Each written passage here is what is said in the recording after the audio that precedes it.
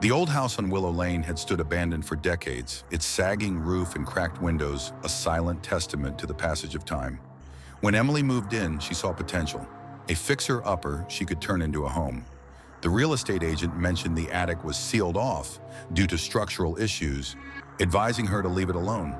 She agreed, focusing instead on painting the walls and unpacking her belongings. The first night, as she settled into the creaky bed, she heard it, a faint whisper drifting from above. It was too soft to make out words, but the tone sent a chill down her spine. She dismissed it as the wind, though the windows were tightly shut. The next night, the whisper returned, clearer now, carrying a single word: leave. Her heart raced, but she convinced herself it was her imagination playing tricks in the unfamiliar space. By the third night, the whispers grew into a chorus, overlapping voices murmuring her name.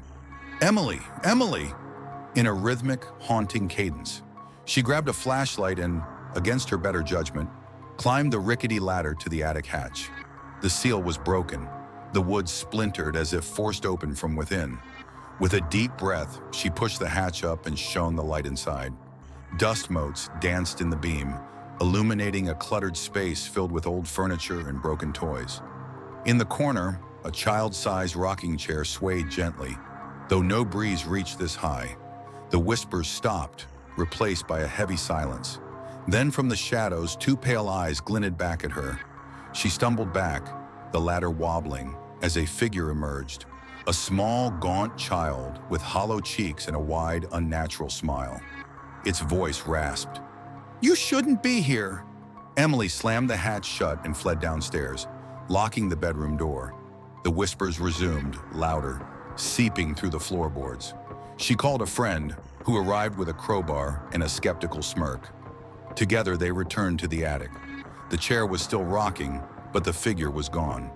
Her friend laughed it off, suggesting rats, until they found a faded photograph tucked under the chair.